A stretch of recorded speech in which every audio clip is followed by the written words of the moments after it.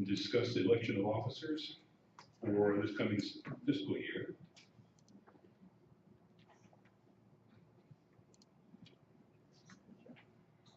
We have 4 officers in the club, and we have candidates for each of those 4 offices. And here are pictures of the volunteers for those offices. Are there any nominations from the floor?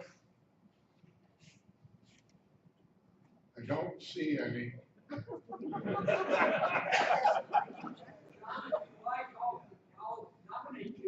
No, that's okay. Could I have the 4 officers come up front?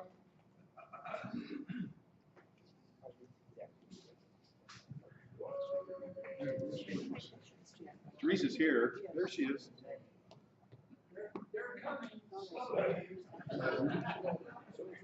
Is that I saw her.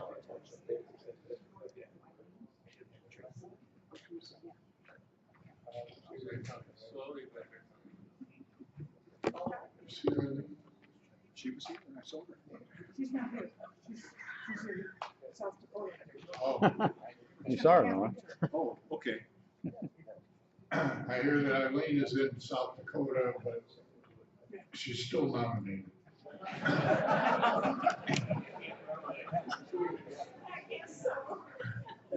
You can't escape that either.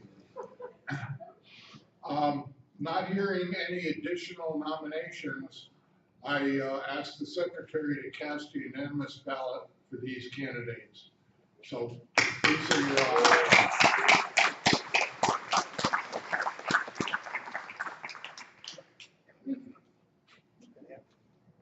Thank you, John. Next item on the agenda is the approval of the operating budget. I'll hit some highlights for you.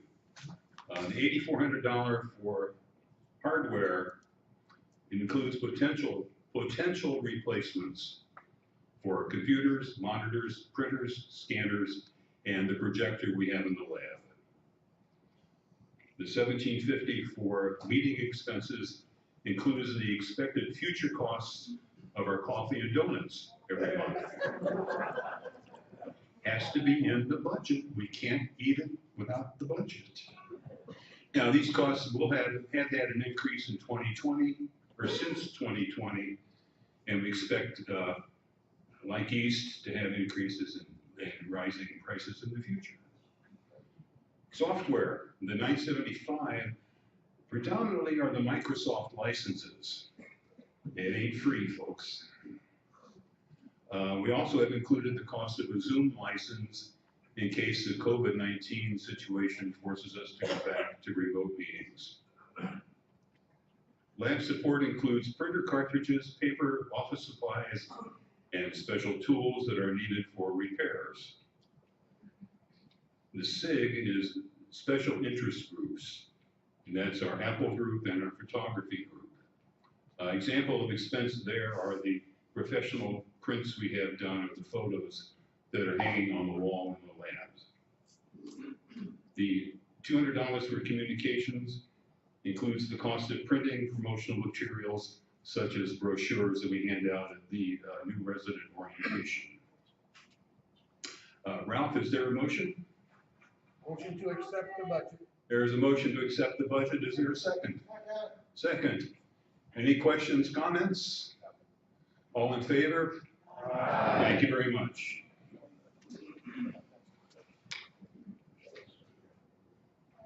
Now, our monthly meeting agenda, our treasurer's report, our membership numbers, what we call computer club matters, our classes, community matters, and then our feature presentation.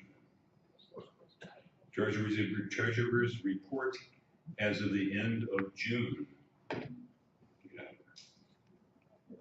There we go. $32,782 and change in the checking account. Additional $111.25 in petty cash, which gives us $32,894 available. We have a $15,000 capital reserve fund. That's for replacement as necessary for the 16 computers in the lab. That leaves us unallocated available funds of nearly $18,000. So we have the cost of the budget covered. The equipment inventory remains at $73,352. And thanks to your generous donations, or should I say, the free coffee and donuts, we have forwarded $527.41 to the Grafton Food Pantry year to date. Thank you for your contributions. Membership, in 22, we had 64 new members, 428 renewals, and continuing members, those that have signed up for a 3-year membership renewal. Total there of 1,079, which gives us total membership as the end of June of 1,571. Computer Club Matters, our meeting schedule continues the second Thursday of the month, 9 a.m. here, with coffee and donuts and friends and conversation at 8:30. The lab is open on Monday and Thursday mornings from 9 to noon, and it will be open after this meeting. The Apple group is on vacation until September. The photography group will be meeting the first Wednesday morning of the month in the lab. Next month, our feature presentation is password managers. Now those, for show of hands, how many have a list of passwords handy by your computer at home? You gotta come next month to figure out what you can do with that list. In September, YouTube. Believe it or not, there's a lot there that just takes a little bit of exploration to see what's available out there for information to help you learn stuff and find out information. In October, we're going to ask the folks from the Wellness Center to come in and give us an update on the telemarketing, telemedicine, and other things they're doing now with computers and electronics in the medical field.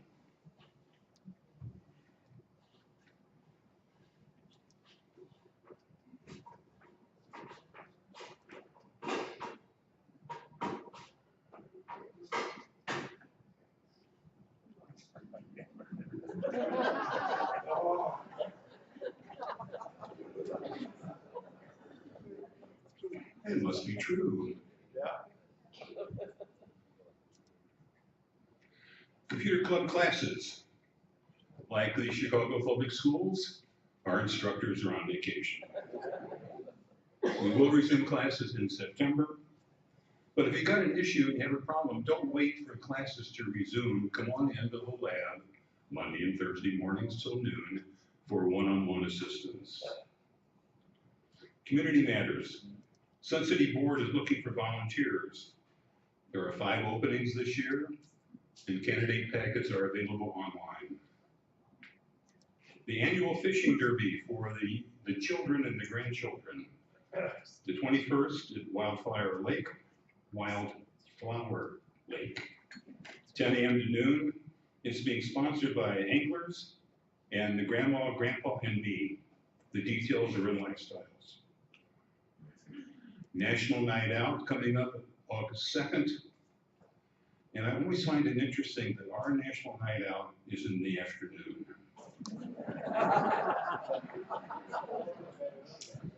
It will be as usual at the Veterans Memorial Field, where there will be a game between the fire district and the police department. And been asked to announce and remind everyone, and that's why the reason we have the setup as we have today is for the theater group and their presentation of Harvey. Harvey, if you don't know the story, Harvey is a rabbit you just can't see, but he's there. And Jimmy Stewart was a key actor in the movie. Anyway, you can buy tickets at the door for tonight and tomorrow night's presentation at 7 o'clock right here in Dremel. And for more information, see Linda Davis. She's right up here in front. Feature presentation, Backing Up and the Cloud, being presented by Bill Zaletti.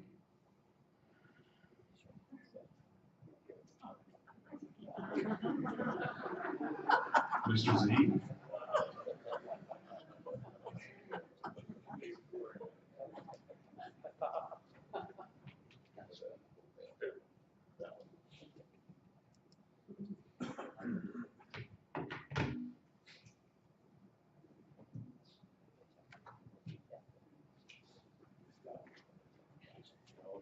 with this.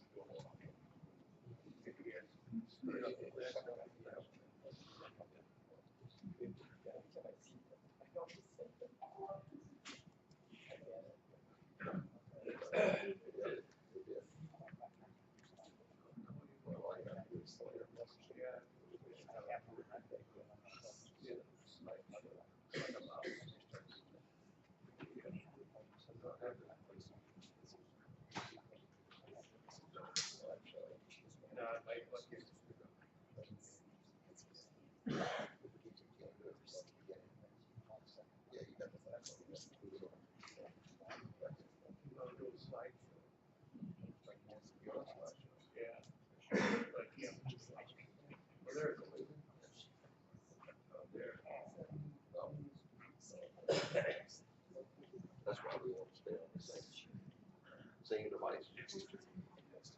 Good morning, everyone. As a show of hands, how many people right now use the cloud for backing up their files? Okay, as a show of hands, how many people use email? Well, those of you that didn't raise your hand initially are also backing up your files online, but you don't realize it. So one of the things I want to talk about today is not just your email, but other files that you may have on your computer, your photos, your documents, the likes of those things really are important to be backed up online. John reminded me this morning as we came in, we have people that come into the computer, into the lab, and we open up their computer and we find out their hard disk has crashed, and we either have to replace the hard disk, and laptops is getting more and more difficult, so they have to go and buy a new computer. And the first question we ask them is, where is your backup? I haven't seen one yet. And that's exactly the response we get, what I just gave you. Silence. That's not a good thing. That's not a good thing because, particularly for pictures, I mean, documents are one thing, but pictures in particular, a lot of people want to keep their pictures. A lot of people are coming into the lab, scanning their pictures, scanning their slides, doing all kinds of work in the lab, and they take them home on a thumb drive and they put them on their computer. What do they do with them then? The people come back in and say, well, I have them on the thumb drive. Well, we don't consider a thumb drive as a backup device. They're good for transfer, but they're not guaranteed to hold files for an indefinite period of time. So that's not a good way to back up your files.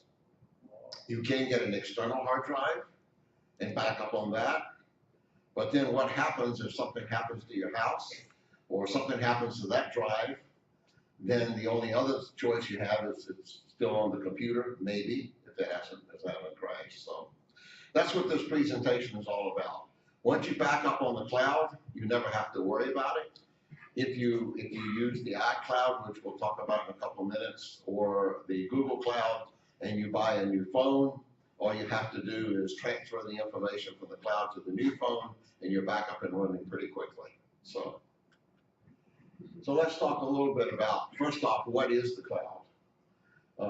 Then we're going to talk about cloud computing, why it's important. I think I've already covered most of that. What are the types of cloud computing? Is the cloud secure, and the future of the cloud? So the cloud is basically in a network. It's a network of computers that exist literally all over the world. With Microsoft, most of you know they're located in Redmond, Washington. With Google, they're located in Silicon Valley. But they also have sites all around the country where you don't know where you're going to when you back up in the cloud with them. And they have redundancy. So let's say, as an example, Google, I know, has a site located in Kansas City, Missouri. If you put it on that site, it probably ends up in Silicon Valley as a backup to that site. So if something happens to the site in Kansas City, Missouri, that's always a backup sitting somewhere else in the country, so they could recover that with all of your data. And or if something happened to it, it would automatically switch to that other location, so you would never be disrupted in terms of where your files are. They have development tools that are located on the cloud, and then of course applications. One of the things that we see on cloud computing email, social media, looking up information, banking. How many of you bank online? Wow. All of your files when you bank online are stored in the cloud. Did everybody know that? Okay, that's part of the cloud. I mean, you're backing up with a server that's located in your bank, and the bank backs that up somewhere to another server, so that there's always redundancy, and therefore you would never have a problem with losing your files. So, what are the major backup, or what are the things that we consider a public cloud? Is Microsoft, iCloud, Google, Amazon. And then private clouds are banking, online pharmacy, and medical records. Now, the difference between those is you have a one-on-one relationship with the private cloud, directly with your bank, directly with your medical records. Over here in the public cloud, you are secured in the public cloud, and we'll talk about that in a minute, about how to secure your public cloud. But those are considered public because anybody can go out and use those facilities. Not anybody can go out and do their banking for your bank, of course, unless you have given them permission. So the data is secure in the cloud. It's probably the cloud, people who operate the cloud will tell you it's more secure probably than your computer. We all know, and we hear frequently about people who have hacked computers, who have hacked major networks in corporations. But when you're in the cloud, cloud computing is more secure than actually your computer you have at home. They choose how to protect yourself on the cloud is choose a secure cloud. Make sure you know which one you're using and it's secure. Use a secure password and only access the cloud when you're on a secure network. Now, all of the clouds that I'm going to talk about this morning are considered to be secure clouds, or what we'll be talking about. So the future of the cloud. Basically, most people will tell you we are barely getting started with the cloud, particularly as individuals. But if you look at large corporations, IBM, most of you know who IBM is. And at one time, IBM sold computers. And I don't know if you know this, but that's not their major business operation anymore. Their major business operation is cloud computing and software support. So that's how important they think it is, and they're all over the world using their cloud computing. Now more than ever, cloud computing is vital to helping business and people deliver and realize the digital transformation. So best cloud storage. I have all of these clouds up here. I'm not going to go through them. I'll give you a second to look at them. But these are the best cloud storage devices. Most of us will use Microsoft, iCloud, Google, and some people still use Dropbox. How many of you use Dropbox or have used it? Okay. So Dropbox is still a very viable one out there to use. It's not, I mean, you can sync, I believe you can sync it with your computer. So when you put a file in your files on your computer, automatically sync with the Dropbox. And that's one of the important things that I want to talk about this morning is syncing, because there's no intentional need to move a file from one location to another if in fact you're syncing that file. Does everybody know what I mean by syncing? Does anybody not know what I mean by syncing? Don't be afraid, raise your hand. Okay. What syncing means is when you put something in a file folder on your computer, on your phone, on your tablet, any device, it automatically then goes to a cloud that you have designated. As an example, with an iPhone, if I put a message on my iPhone and I send that message, let's say to John, that message is backed up in the cloud until I delete it off of my phone and it's deleted off that cloud. If I put an address in my phone, then it's going to stay in there in that phone and it's going to automatically be backed up to the cloud. That's what syncing means, is it and you don't even realize it that it's happening. With Microsoft, and we'll talk about that in a couple of minutes, there's a little icon on the lower right corner of your computer that when you're syncing, it'll start flashing. It's got a little dot down there, and it'll tell you that it's actually moving the files from your, not moving, excuse me, It's copying the files from your computer out to the cloud. So there's a duplicate sitting there, one on your computer and one in the cloud. Now, there is an important thing to think about cloud, and we'll talk about it near the end of the presentation, but the cost of the cloud. There are a lot of different things. As I go through this presentation, I'm going to share with you how much it costs. But you can see on this screen the different clouds and how much they give you free versus how much how much you need, and then how much you would have to pay for if you need additional cloud storage. OneDrive, that's Microsoft's cloud. That's the one that's tied to your computer. Anybody that has a Windows 10 or Windows 11 computer automatically has OneDrive installed on their computer. It is a folder, it's in the folder system, and you have to set it up when you set your computer up. One of the reasons that we ask you when you get a new computer to come into the lab is we help you set that computer up. We know all these different devices and how to set these computers up and how to move things to and from the cloud. And we'll ask you intentionally, do you want to use the cloud? If you say no, we won't set you up on the cloud. But if you do want to use the cloud, then we'll automatically set you up on the cloud so that you're syncing your files whenever you put them on your computer. With Microsoft, you get 5 gigabytes of storage free. If you have Office 365, that is all of their Office suite, like Word, PowerPoint, Excel. I use Outlook for email. If you buy that either on an annual basis or there's I think an 18-month subscription that Shelley gets us on in the lab, you get up to 1 terabyte free. You get 1 terabyte free for up to 5 users, so that's 5 terabytes. That's a lot of storage space. I don't even know, I forget, but you have what, 240,000 pictures, is that what you said? 175. 175, excuse me. And how much, and you're not even using the terabyte, close to it, right? About 200 gig. About 200 gigabytes. So he has roughly 1/5 of his storage space used. Additional storage, if you don't buy the Office 365, it's $2 a month for up to 200 gigabytes. You just heard John with 175,000 pictures. That's a lot of pictures. That only takes up 200 gigabytes. Non-Windows users can get up to 5 gigabyte users. So Dave, who is a Apple user, if he chose to use this cloud, he can get up to 5 gigabytes free. You just have to sign up with and create a Microsoft account.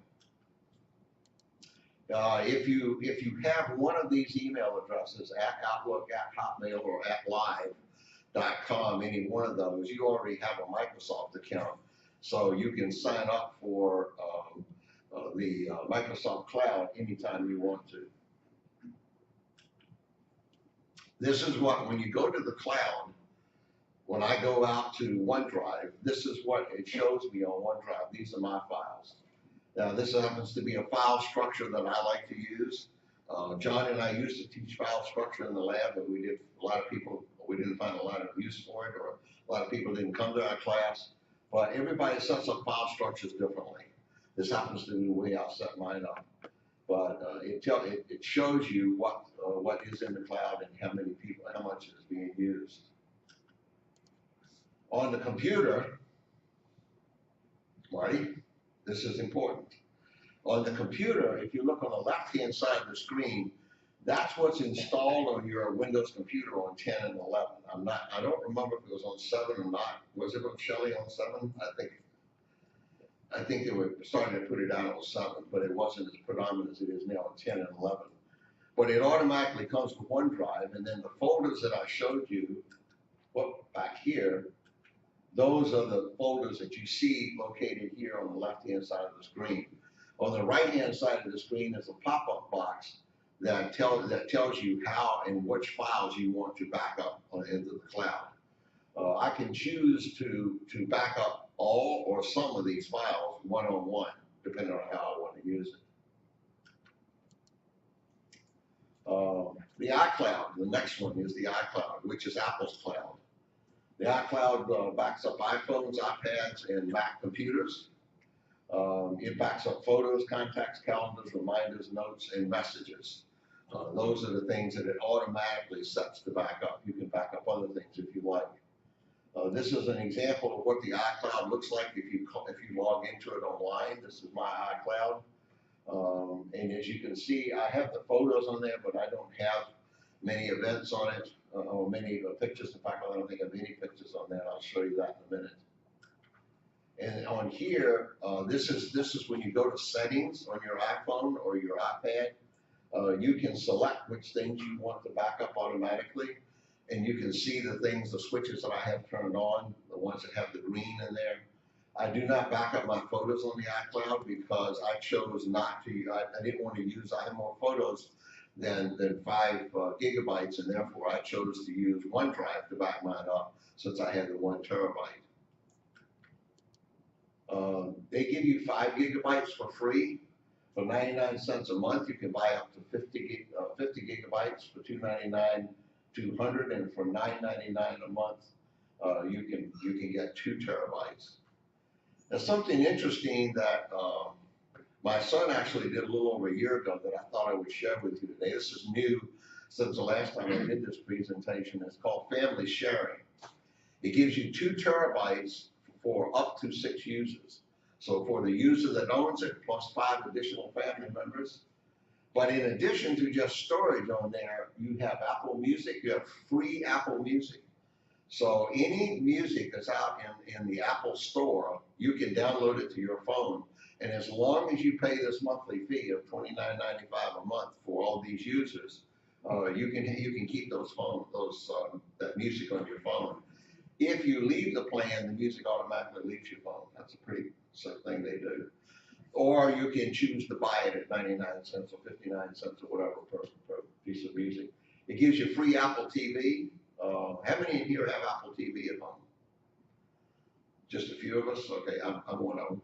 That's a pretty nice feature. Apple News, Apple Arcade, Apple Card, iTunes, Apple Books, Apple Store purchases, iCloud storage plan, family photo album. So you as a family can create one album and put all the different photos in there for different members in the cloud. That's a pretty nice feature. And you can even help locate each other's missing devices. I don't know if you saw this. I saw an ad recently. No, it wasn't an ad. I'm sorry. It was a business article that I saw. These little, David, help me. What do you call them? You get a little device and they put it on their luggage. Tracker, thank you, tracker. And you can put that onto your luggage. And I don't know how many of you have been on a cruise, but you know when you get off of a cruise, your luggage is in a room 10 times the size of this one, and you got to find out where your luggage is.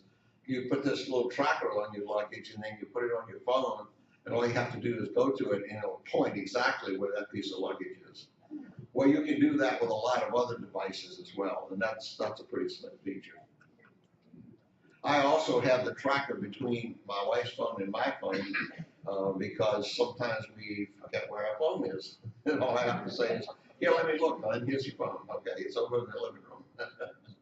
Pretty neat feature. Google Cloud consists of computers, hard disk drives, virtual things I've already talked about, regional and redundancy of backup. That's what I talked about earlier. This is what my cloud looks like. As you can see, I don't use much in the Google Cloud. In the Google Drive, I have less than a gigabyte, about 3/4 of a gigabyte. On Gmail, I have about almost 8 gigabytes. And photos, I have 8/10 of a gigabyte. So I don't use the Google Cloud very much, but I do use it, and I thought it would be interesting for you to see it. Now, a lot of people come into the lab, and we have helped them, particularly with their Android phones, syncing their photos from their phone out to the Google Cloud. Again, if you have it in the Google Cloud, you can access it from your computer anytime you want. So that's a pretty neat feature. Ways to use Google Storage: back up your phone, sync media in Google Photos, store files, and share attachments in email and Gmail. That's why I have those photos out there, the few that I have. I actually took photos several years ago when I was on vacation, and I shared them with several people through the Google Cloud. Google Cloud gives you 15 gigabytes for free, 100 for additional fee of what, $19.99 a year.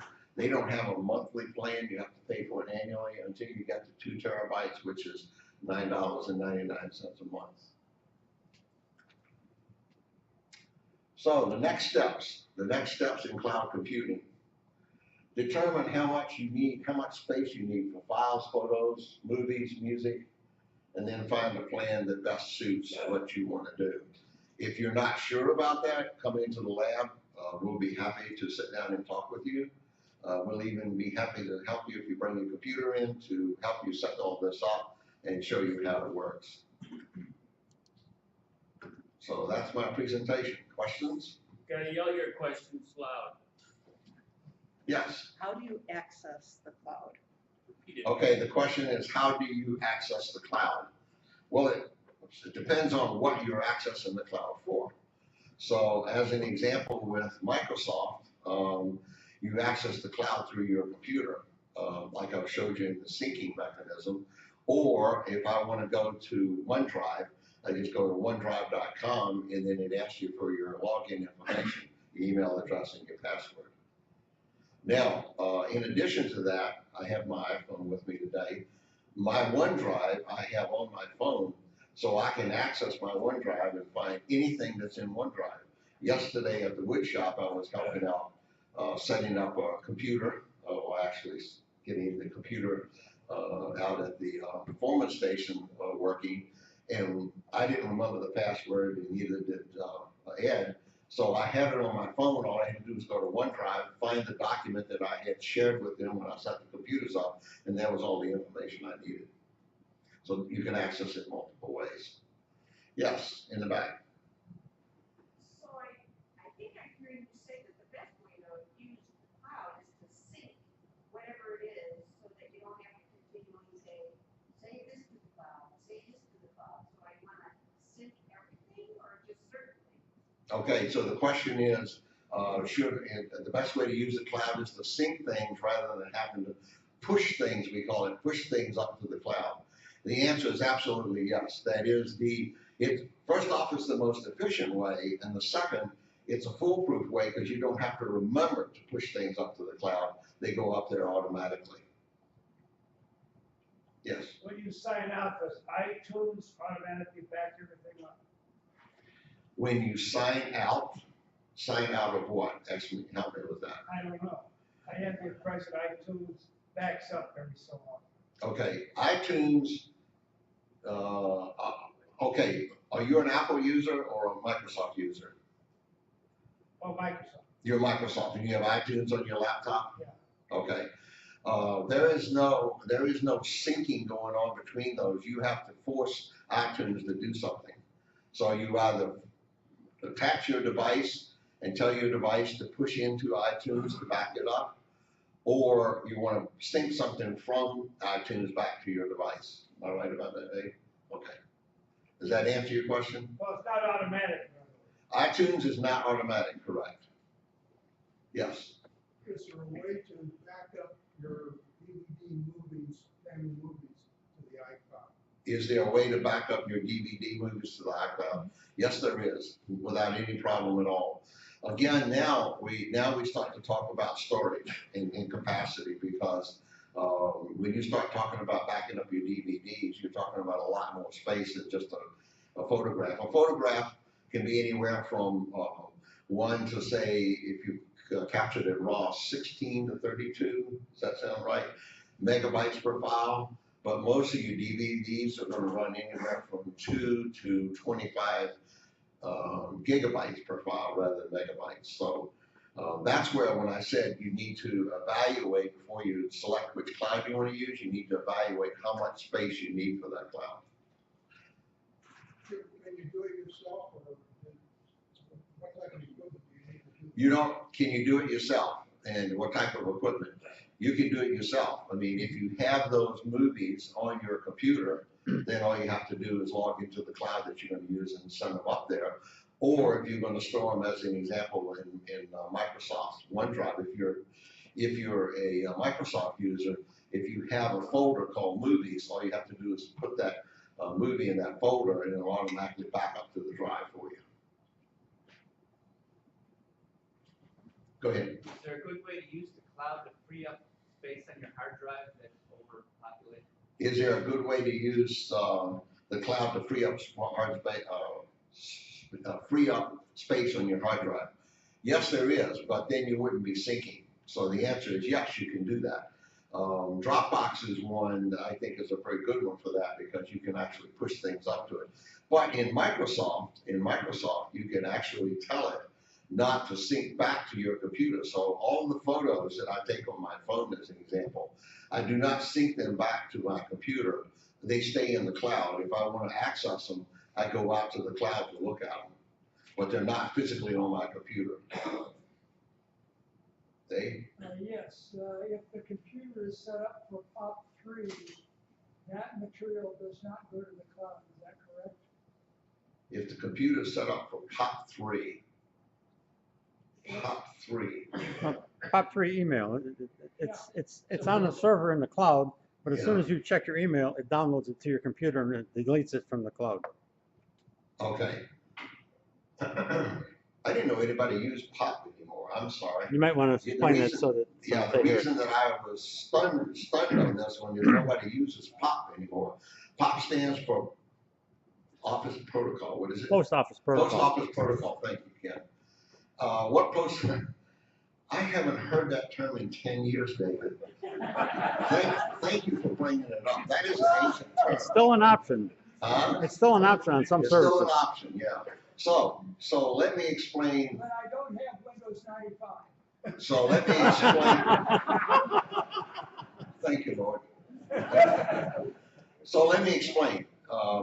Ken, help me with IMAP. IMAP stands for?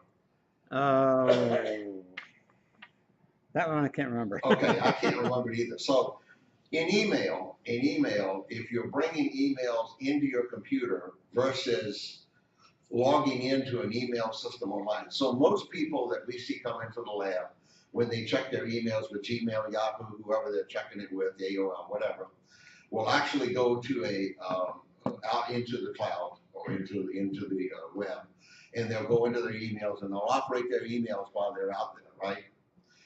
The other way to do it is to bring it into the computer by some mechanism, whatever they use to bring it into the computer. I use Outlook, which is one way to bring my emails into the computer.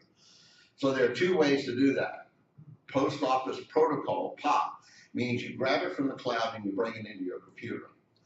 You can tell the cloud, keep it out there for up to indefinitely, 30 days, whatever.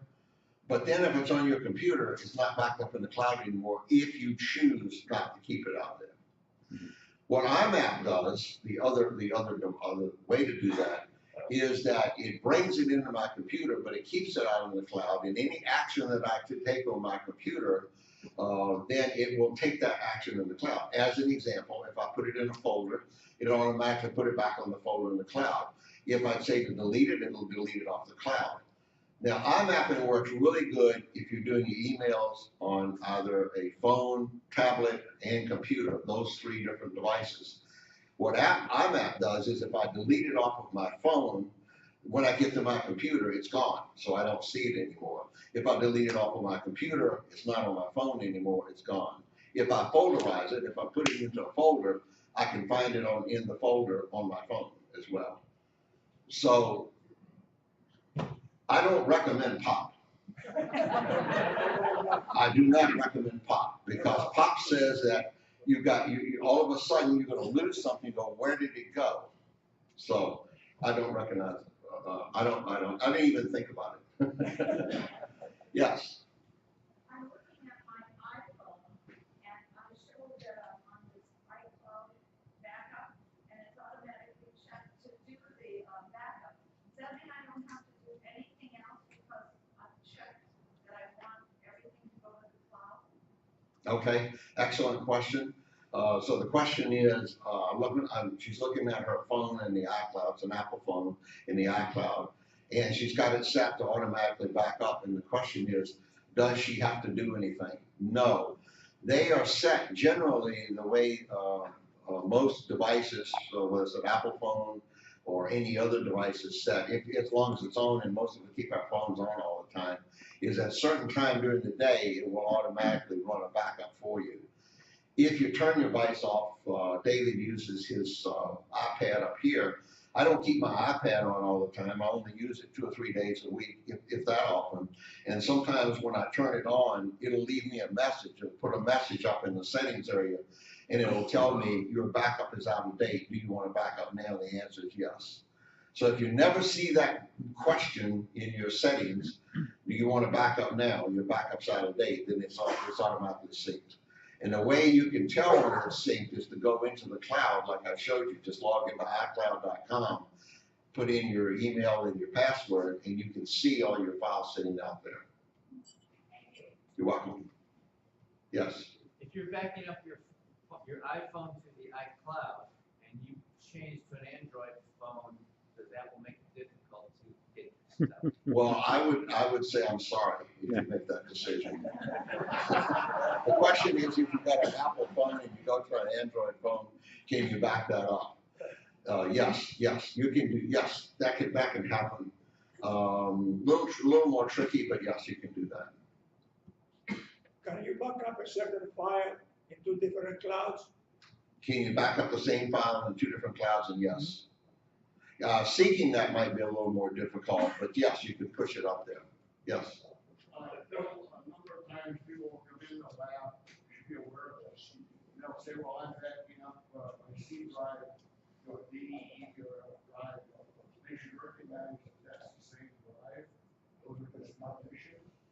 So that that drive physically goes, they're losing their backup on those partitions. Okay.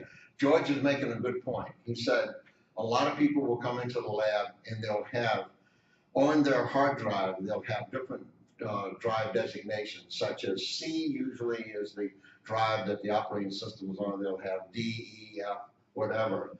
But most of the time, particularly if it's a laptop, you're usually going to have a single drive in there. So if you think you're backing up your files from C over to D, it's still the same physical hard drive, and if that hard drive crashes, then you're still going to lose your information. One of the reasons that I do this presentation, I didn't start with this, but I'm close to finish with it, is several years ago, I was doing what George was talking about, only I had physical different hard drives. I had not a laptop, but a tower. And all of a sudden one morning I went to boot my computer up and it wouldn't boot up at all. So I brought it into the lab and I got Cliff to help me and we got it booted back up, and then I found and I booted it up one drive at a time, and then I found the drive. I found all my files. And so I didn't have to be scared anymore for that particular moment. And I said from that day on, everything's going out to the cloud. I'm not going to worry about all these extra hard drives. I'm not going to worry about all this kind of work. And so now that I have done that, I'm on my second computer of having this backed up in the cloud, and all I have to do now is set up a new computer, log into the cloud, and let it, in my case, I got a lot of stuff out there, so I let it cook for about 8 hours, and everything syncs back up to my computer. There was a question over here? Now, what about older software programs you have on your computer? I presume you can back those up to the cloud, but can you run those programs then if you're using a laptop? So the question is, can you back up software programs to the cloud? I don't believe you can back up legacy programs to the cloud. Can you, Ken? If you have the install programs, you can back that up so you can install it on another computer, but you Right. can't run it from there. Yeah. You need to reinstall the program. Yeah. Right. You do need to reinstall the programs. We don't usually talk about backing up programs to the cloud, but Ken's right. If you have the CD, as an example for a particular one, you can load that CD on your computer and back it up in the cloud, but it won't run from there. You would have to pull it back down from the cloud and then execute it on your computer. Legacy programs, we're finding more and more people coming into the lab that have, particularly with Microsoft Office, that are still running Microsoft Office version 2010. And now I believe Windows 11 doesn't allow that. Is that right, Shelley? So there's no reason to keep some of these old legacy programs, and I'm just using that one as an example. There are a lot of other legacy programs you may have bought 5, 8, 10 years ago that won't run on the newer operating systems. Ken? Sometimes you can run them in what you're talking about. compatibility mode. Yeah, I know what you, Ken reminded me that there's a way to do it in compatibility mode. Yeah, we could do that, but I don't recommend it. I recommend if you got a program you really like, you ought to keep it up, software up to date on it. Other questions? Yes. No more pop questions. Sometimes you fill up your cloud account, and then it will notify you how much it costs to add more memory, correct? That's correct. So Dave makes a good point that if you fill up your cloud account, it will automatically notify you. We have people come into the lab that say, particularly on the iPhones, and they'll say, I already have my 5 gigabytes that was free for me. I've now run out. What do I do? The answer is go buy the additional 45 gigabytes for 99 cents a month. But it will notify you. Yeah. John? When you're selecting a cloud, don't look for the one that gives you the most free space. The problem is, for example, OneDrive gave you 25 gigabytes free. And then later they reduced that down to 15, and now I think it's 5. Yeah. It's down to 5 now. So if you find one that gives you free 25, chances are you'll get reduced later, and you won't be able to use it. Everybody hear that? Okay, what John was saying is don't make your selection. I put a number of cloud drives up here for you to consider. Don't make your selection based on the amount of free space. Because as an example, I'll use Google as an example. Up until a year or so ago, Google gave you free backup to all of your pictures, unlimited.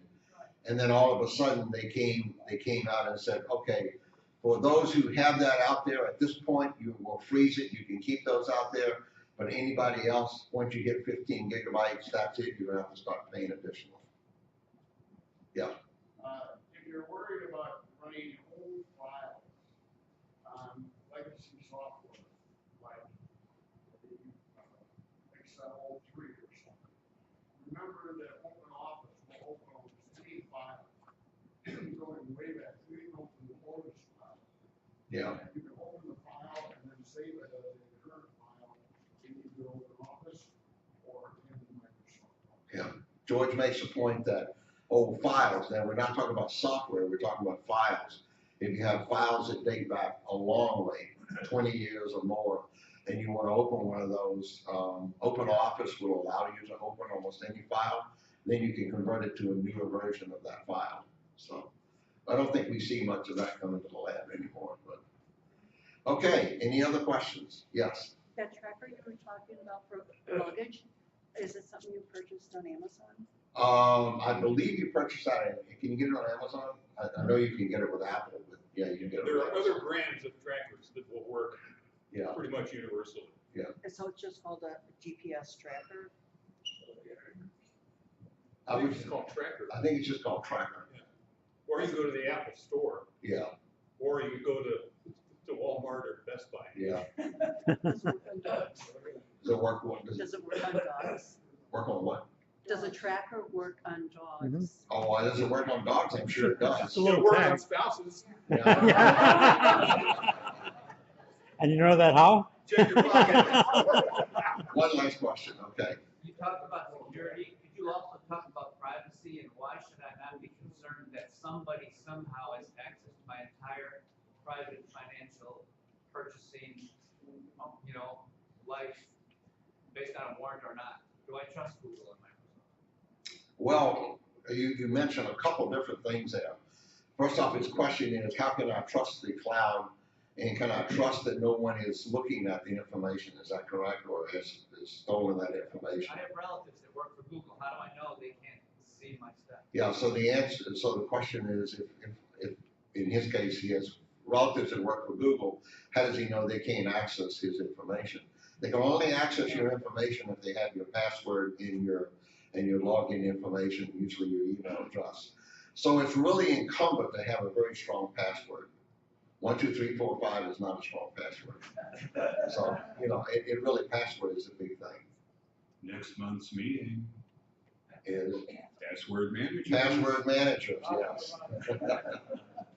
Yeah, and one of the strong things with password, which you can use with password managers, not gonna get ahead of myself, is you can have a password manager, Ken should correct me if I'm wrong about this, every time you log out of a site, it will give you a new password to log back in again. Is that right, Ken? Isn't that what you said once before? No, no. Oh, it doesn't do that anymore? I'm sorry, it doesn't do that anymore. No, that was for like if you were traveling. I use a password manager, LastPass, and you can have it generate a list of one-time use passwords if you're traveling, so that if you're at a hotel or something and you want to log in, you can take out your list and you use the first password. Somebody can be sitting right next to you and looking over your shoulder and copying keystroke for keystroke what you're doing, but as soon as you enter that password, it's no longer valid. So you hit enter, he hits enter, you get in, he doesn't. Yeah. So it's one-time use password. So that's really nice. Yeah, it is. A lot of the password managers have things like that. We'll get into that next month. Yeah. Okay, George, one last thing. For those who are worried about security on the cloud, just remember, all records of the Department of Defense are up. Yeah. So if it's good enough for the government, Well, I won't go there, George. When you store your data out there, most sites, if not all, are encrypting it. Yeah.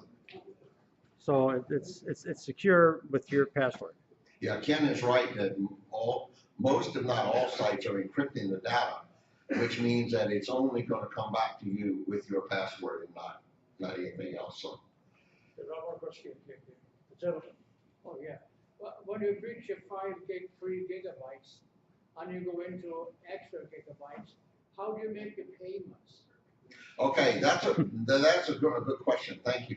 The question is, once you've exceeded the limit that you have, 3, 5 gigabytes or whatever, and you want to pay monthly for this additional one, the answer is with a credit card. You have to put your credit card out there, and it'll automatically bill your credit card monthly. Joe?